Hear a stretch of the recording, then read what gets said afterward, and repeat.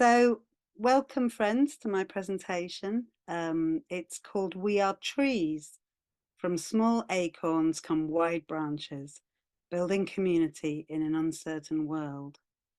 So, I'm going to talk about how, from very small beginnings, we can build community friendships, community groups in what has become a very difficult and challenging world at the moment. So that's going to be the whole presentation, and there will be time for your own participation and discussion, and there will be time at the end to ask questions on anything that inspired you or you'd like me to explain. Next slide, please.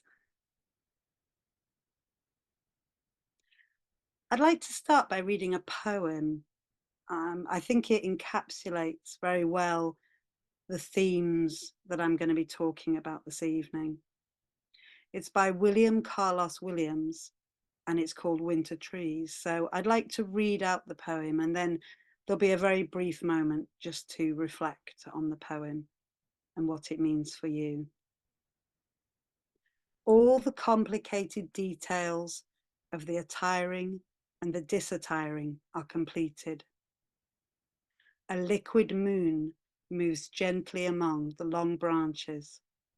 Thus, having prepared their buds against a sure winter, the wise trees stand sleeping in the cold.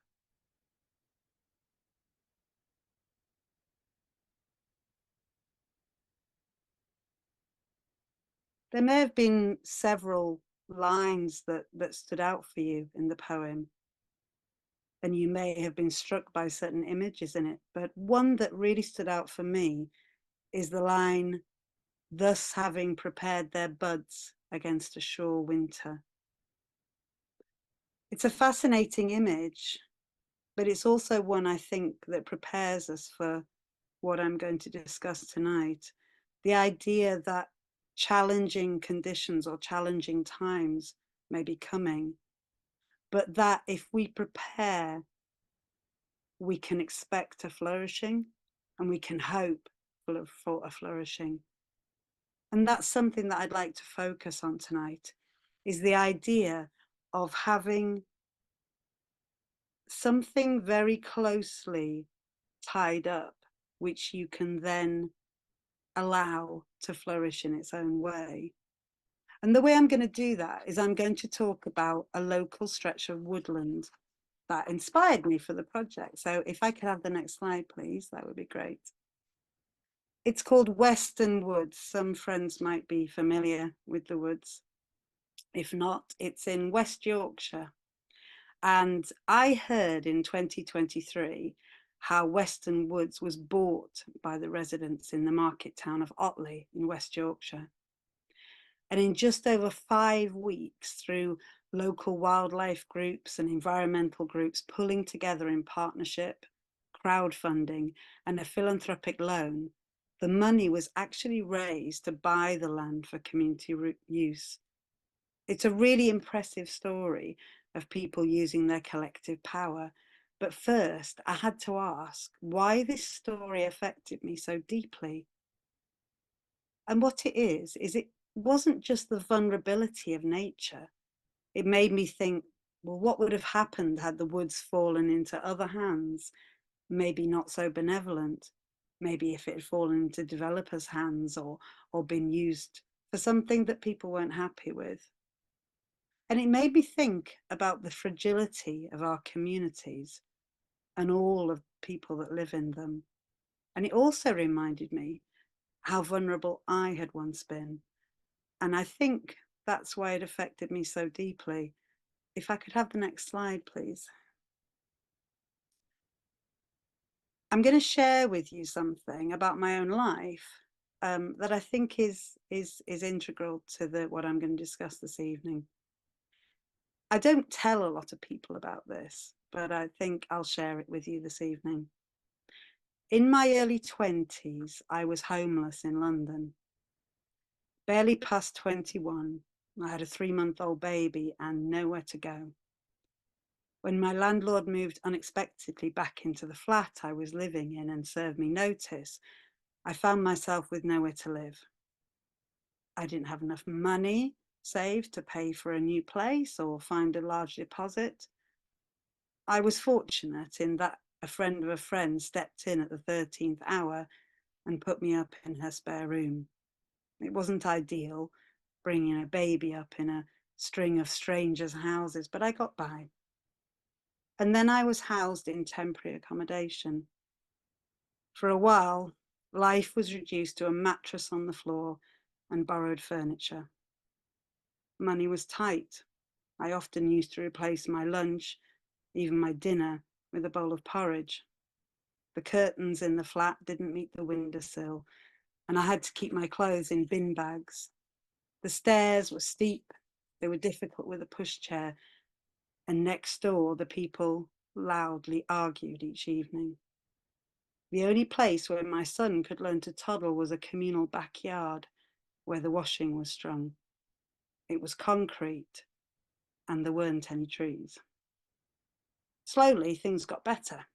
I found a long-term house to live in and I got a place at university. But what it's left me knowing is how easy it is to slip through the net. And I know how much thinner that fabric is in society today.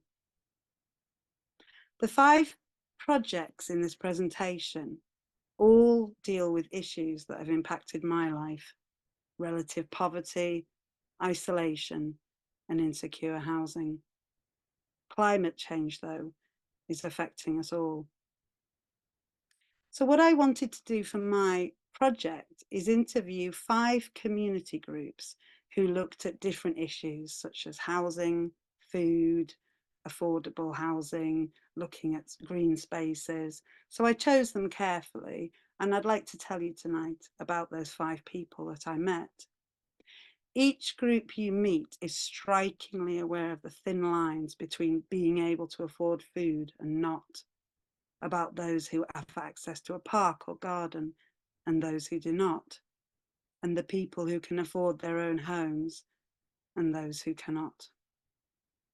I wanted to know what was beyond asking, what can we do? When I used to go to local climate groups myself, people would leave and they'd say, I still don't know what to do.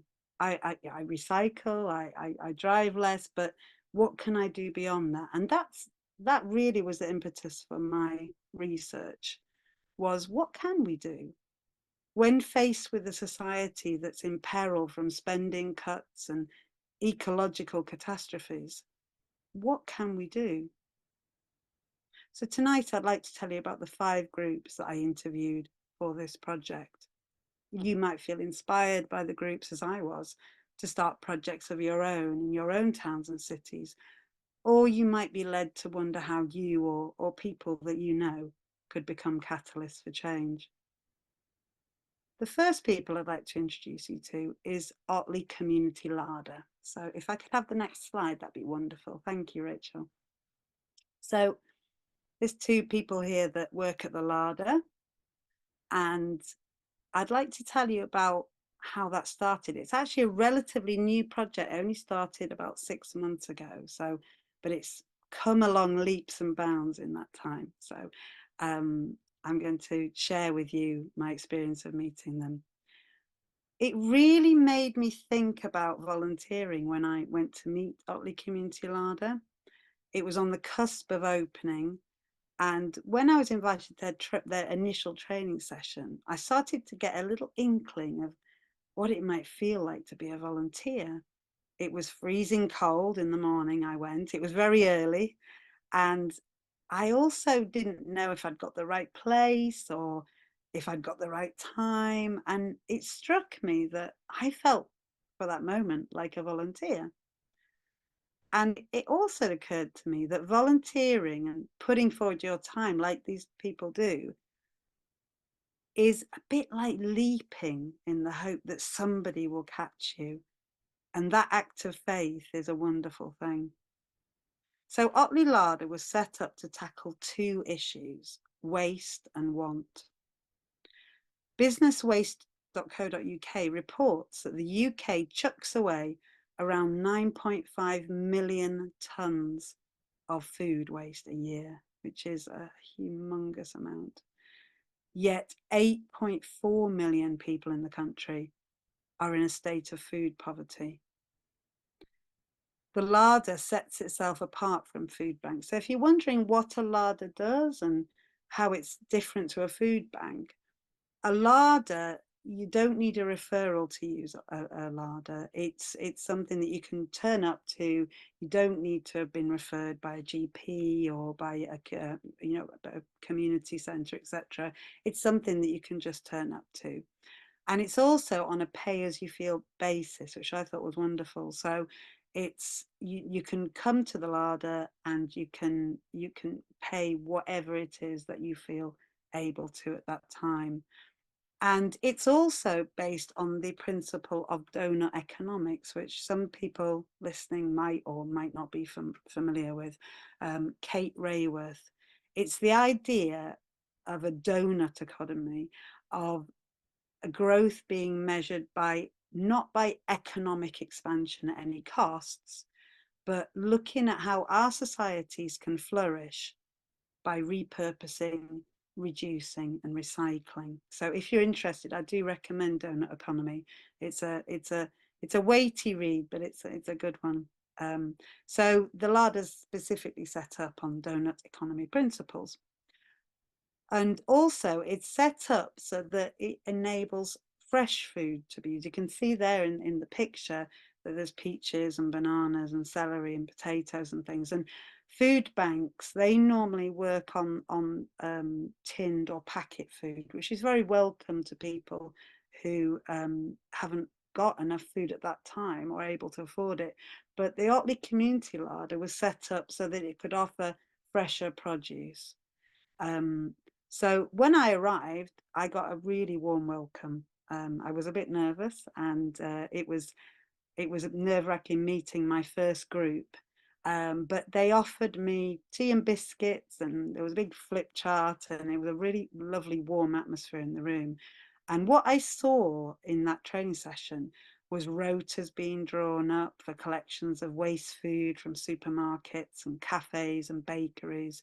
And the idea really is to collect food through Fair Share, which is an organisation, from supermarkets, cafes and bakeries that don't actually need, it's like they're surplus goods, which are perfectly good. You know, they can perfectly within their expiry date. It's just that they're surplus to requirements on that at that time. So I saw some people offering to unpack and display the food, some people happy to be the public face of the scheme.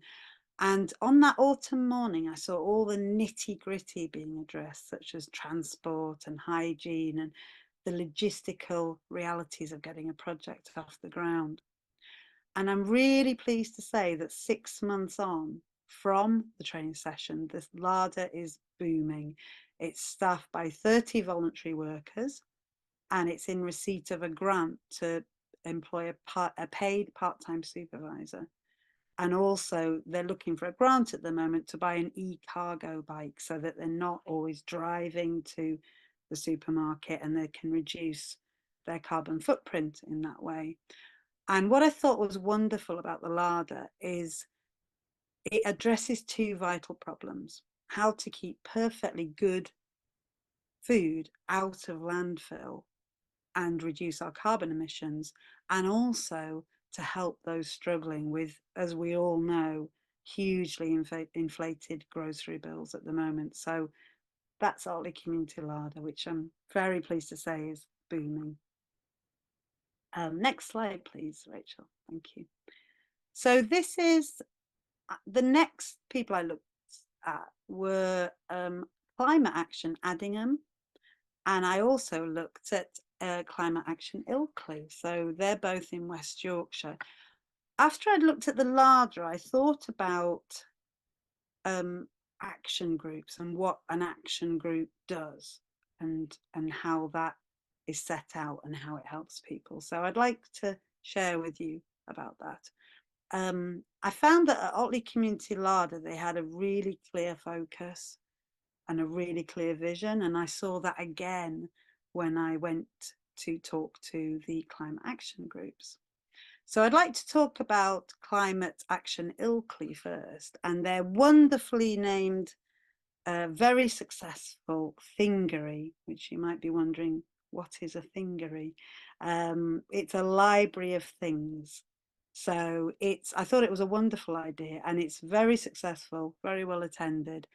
It's, instead of a lending library, it's a place where you can go. I think it's open 3 times a week at the moment, where you can go and get an item that you might otherwise buy. So for example, if you need a drill to do a DIY project, or you need to borrow a lawnmower or a pressure washer or a floor cleaner, something, or a travel cart, something that you might buy that just sits around a lot of the time in your shed or attic. So the Thingery was invented for that purpose.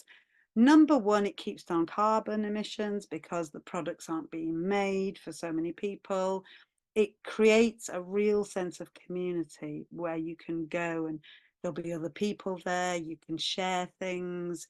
You can hopefully gain a little bit of advice about using it. And they said the Thingery has been incredibly successful. And I just wanted to read this out to you all. It says here, Giving World reported that in excess of £2 billion worth of unwanted items are dumped each year in landfill, which I found absolutely staggering. And I think ideas like the Thingery are a crucial concept if we're going to seriously reduce our carbon emissions. I think this idea of sharing is a wonderful idea. I mean, I've got an allotment, and I know we've talked about it on my allotment, saying, why are all of us going about with our individual lawnmowers and our individual pair of shears and etc.? Why haven't we got a shed at the top where we share these things? And I think, it is something that, is successful, and I think people would be very, very interested in it if it was set up in more towns and cities. They've also got, if pressure washing or is not your thing, they've also got a reading group, which I thought was a wonderful idea. So every month they meet in a cafe bar in town, and they choose an environmentally themed book. So it could be fiction or it could be non-fiction. And the environmental book is something that's, instead of having a reading group where you might just, read the latest bestseller, it really encourages people to talk in a safe space about something that they might be concerned about, or something they might never have thought about. Or so I thought that was a really wonderful idea. And what it made me reflect on after I'd talked to the climate action groups was that really, with something like this, you've got to offer people rungs on the ladder, various rungs on the ladder on which to get onto. So, some people might be into reading, some people might need to borrow a travel cot that year because their granddaughter or grandson's coming. So it's the successful climate action groups tend to give people different rungs on the ladder on which to climb. Also, if anyone's interested in setting something up in their own town or city like this, I really saw when I talked to them that it requires a core group of people, a core group of long-term volunteers who are willing to put in a sustained commitment. Often I notice that people in the group might have specialist skills as well. So somebody might be a really confident with money, or they might be really good at making grant applications, or there might be people there who are good at taking minutes in a group. But as I started to interview these groups, I began to see that this is the secret to the success, is having people in that group that show up and keep turning up and keep showing up, and people who are in it for the long run. But that is not to say that you can't have volunteers who turn up for a couple of hours. or for a day or an afternoon. You know, you might have an event where people want to be stewards, or they might say, oh, I can help out for a couple of hours here or there. That's absolutely fine. But I did notice with these climate groups that it's those core group members who make it successful. So yes, so that they were the climate groups that I talked to. Just bear with me, I'll just get my notes. The other group that I met were Climate Action Addingham, who are literally just down the road. They're just a couple of miles down the road from Ilkley, but very different again in what they were involved in. They're very successful again. They've got a lot of supporters, but they did start from a kitchen table. They started from just a few people gathered around a kitchen table into having now hundreds of supporters. And one of the things that they said was really successful was their mailing list. So, you know, getting people onto the mailing list and sending out monthly or bi-monthly newsletters and keeping people engaged in that way and keeping people updated in what they were doing. They also said it's really important, Climate Action Addingham, to have something practical. So I'm just going to read this out because I thought it was really impressive. At the beginning of 2020, they planted over 1,000 trees next to public footpaths in their village, which I thought was staggering. Over 2 weekends with volunteers ranging from age 2 to 75, which is a lovely age range, the working party spent 4 days planting trees. And they insisted that they would be next to pathways where people would be able to enjoy them. And also, whilst they were planting, they got some really great advice from people about where to plant trees and how to care for them from saplings upwards. So they also organised, which is fascinating, a citizen science consortium. And they teamed up with this with the Yorkshire Dales Rivers Trust and the Environment Agency to collect samples. So people who volunteered their time as citizen scientists went out to various sites along the River Wharfe and they collected samples on a single day. And that was in August 2022. So combined with the monthly environmental group, there's also an environmental group for young people. And that is for children and young people who want to be involved. So the citizen science group and the young people's group together are very active. So it's really for people who want to put their wellies on and get out there in the field. And also they do indoor activities at the saplings group as well. But when I talk to the people who are in the action group, they really felt that you have to get a wide age range of people in order for these things to be really successful. So things for the littlies and things for people that are more mature, things that are out there actually doing things, planting, getting your hands dirty, and other things, you know, such as the reading group, where people who are more reflective might feel like they want to use their time, in a more quiet way. So I was very inspired. I thought there was some wonderful people doing this work. Next slide, please. This is Horton Road Farm in Bradford. A lovely picture. And this is in Bradford. So I'd started off in Otley. The scholarship that I followed was only 6 months. So I had to be quite choosy about because I work as well, about where I was going to go. So I started off in my hometown in Otley and then moved further afield to Ilkley and Addingham. And then I really wanted to do a city project.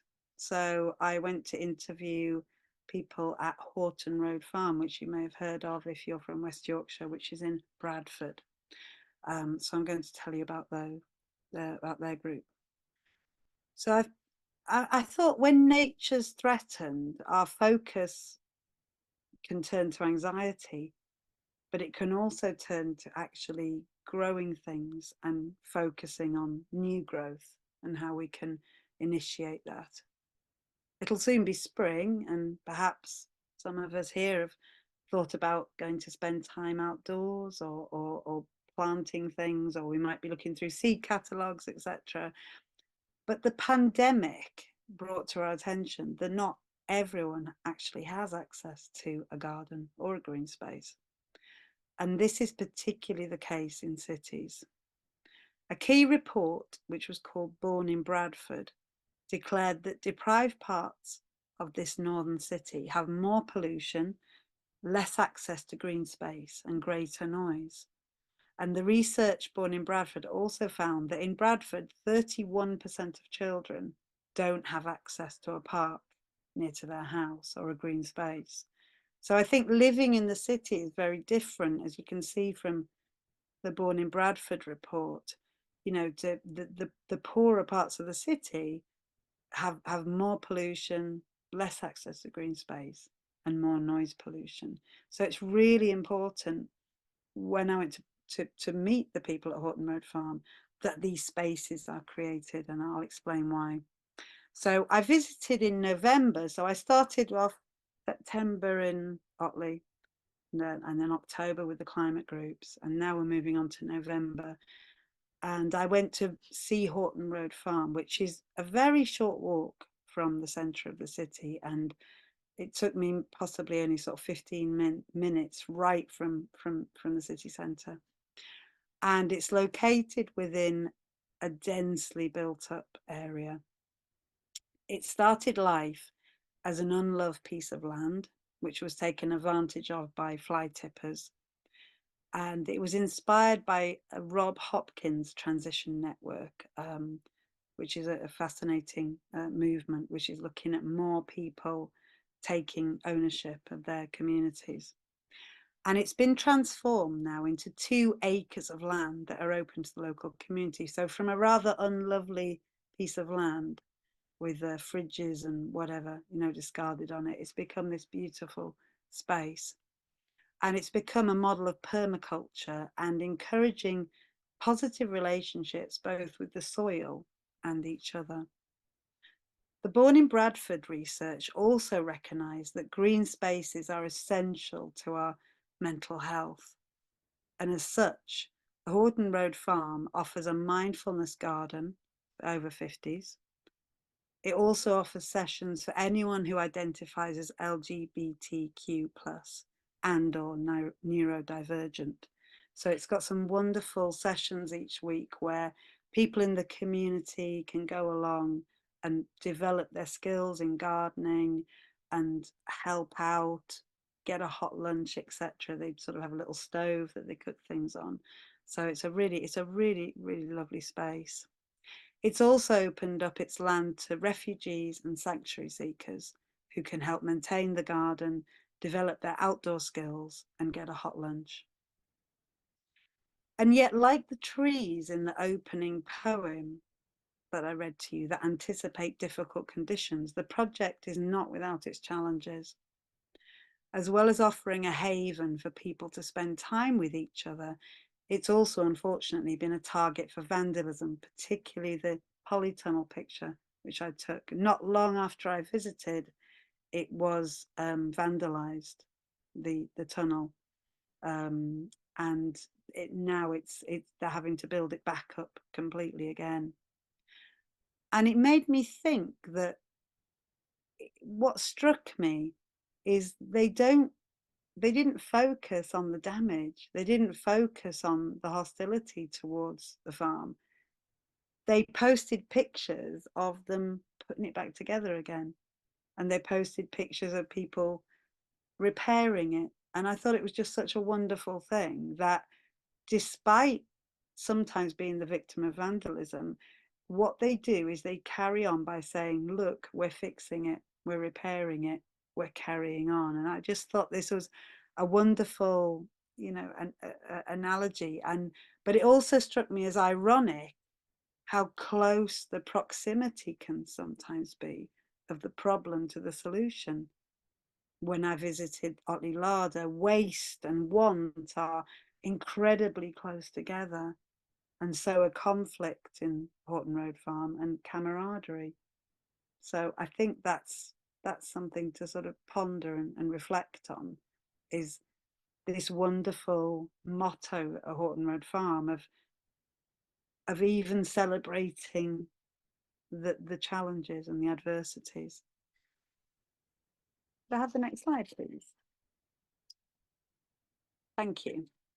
So I just wanted to tie in Horton Road Farm with Granby 4 Streets, which I'm going to talk, the last project that I visited. I think it's essential. Look, when I reflected as I was coming back on the train from Horton Road Farm, that green spaces are more important than ever. Now we're facing incredibly difficult conditions due to climate change. And I think those green spaces have been, I mean, there was I'm looking at my notes here, a report in The Guardian recently claimed that green spaces can actually maintain cooler temperatures in urban areas, sometimes 5 degrees less, which I thought was astounding. And so I think places like Horton Road Farm are going to become not just nice to have, but essential in terms of keeping the temperatures down in urban areas. And even when I talk to people at Horton Road Farm, even having a living wall or some baskets or having a small place for flowers and vegetables can reduce the temperature. And I thought, this is, it's essential that we then begin to look at how we actually populate our cities and include more green spaces. So to move on to my very last project, last but not least, was Granby 4 Streets, which is in Liverpool. Amazing place. This is in Toxteth in Liverpool, and I visited on one of the coldest days in December, the first weekend in December 23. And I'd just like to tell you a bit about Granby 4 Streets first, because it's a really astounding story. So the idea of a community being sort of seen and green was so striking when I visited this. So following the Toxteth riots in 1981, the Granby community began experiencing a steady state of decline. You can see, if you look at the slide there, the middle picture, that was Granby 4 Streets, which are literally 4 streets in the Granby community of Toxteth. You can see from the middle picture there that they were boarded up, the roofs were falling in, they were unloved, unpopulated houses. And what's happened has been staggering, but it has taken a long time. So I'll just tell you a little bit about their story. So following the Toxteth riots in 1981, the Granby community began experiencing a steady state of decline. In a previously thriving multicultural community, businesses began closing and empty properties appeared. And then in 1993, the residents set up the Granby Residents Association to try and rescue the small area of houses from demolition. Its work continued until 2010. So this wasn't by any means a walk in the park. We're talking about sustained action over years and years, which I was staggered by when I met them. And what they did is they tried to rescue the houses from demolition. After a little while, it appeared that these houses were under real threat, and they were possibly going to be demolished and have new houses put in place. But those new houses were going to be unaffordable for people in that community. They were going to be new builds that would have a high price tag on them. And sadly, they were very concerned that the communities of Granby 4 Streets would be pushed out of their houses. So what happened was Hazel, who was one of the wonderful people I met there, she decided that this wasn't going to happen. So what some of the residents did is they got together and they began to paint in very bright colours the derelict houses. So in beautiful colours, pinks and yellows, sherbet yellows and flamingo pinks. And they started to put planters out even in front of the derelict houses, they started to put out planters with flowers, vegetables, etc. And I thought what was a wonderful story is Hazel left out a broom. She took 2 brooms out to the street, started sweeping herself, and left another broom for somebody to pick up. And they did. And then more came. And what happened is they set up something called a community land trust. So that basically is what happens is you can then buy the land, and then you can, through grants, etc., and loans, and then you can sell it back or rent it back to the community for an affordable price. And that's just what she did. So it's now, if you can see, everybody, that the larger picture, that's what the houses look like now, which is quite a staggering transformation. It's actually won the Turner Prize. It was the first one to win it for an architectural project. So it can claim to be a Turner Prize winning project. And as you can see there, it's still a work in progress. When I went to visit in December, there's still houses that are being refurbished, but it is now a wonderful place with a market. I hope you can see there the picture of the market. So every Saturday, sorry, not every Saturday, one Saturday a month, they have a market the first Saturday in every month, which I really recommend visiting. And it's local people who have stalls, so it's food, world food, and it's little clothes stalls and jam, whatever, you know. It's a really wonderful thing. And they have that the first Saturday in every month, and that really brings a vibrancy to the community, and sets it up, you know, where I visited on that day when there was a market. It's also, I haven't got a picture of it, sadly, but the very 2 last houses on one of the streets were too bad, in too bad structural repair to actually fix. So they made them into this amazing atrium, like a glass atrium, which is the community centre.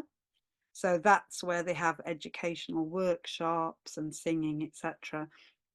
So if you can imagine one of these houses, or 2 of these houses even, with a complete glass roof on them and a glass front, that's where there's a little kitchen in it. So they have a community kitchen once a week.